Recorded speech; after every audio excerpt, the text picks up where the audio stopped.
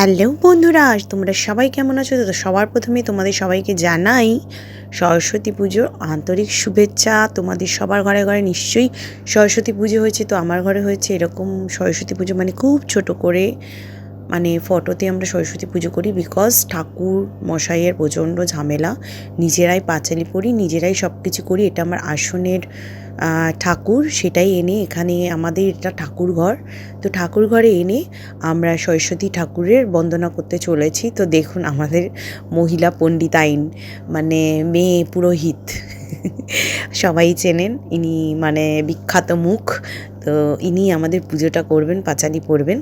তো কেমন লাগলো সরস্বতী পুজোর ছোট্ট করে আয়োজন, এবং এই যে আমাদের ঠাকুরের আসন, ঠাকুর ঘর। আমার ছেলে চলেছে জল আনতে, এই যে ছাদের সামনে ঠাকুর ঘরটা, ছাদে যাচ্ছে জল আনতে। আমার মা বসে আছে, আমি নিয়ে এসেছি সরস্বতী মায়ের জন্য জল।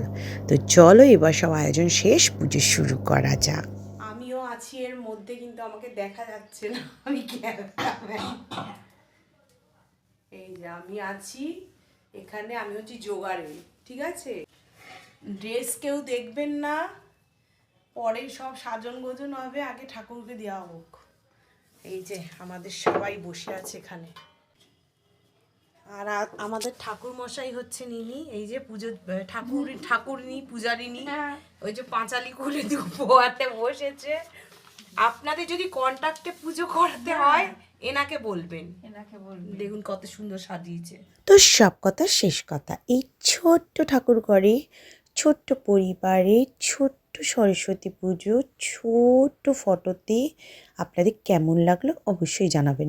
ভালো লাগলে অবশ্যই লাইক কমেন্ট শেয়ার করে আমার সাথে থাকবেন, আমার পাশে থাকবেন। তো সবাইকে শুভেচ্ছা এবং ভালোবাসা জানিয়ে আমার ব্লগটা শেষ করলাম। টাটা।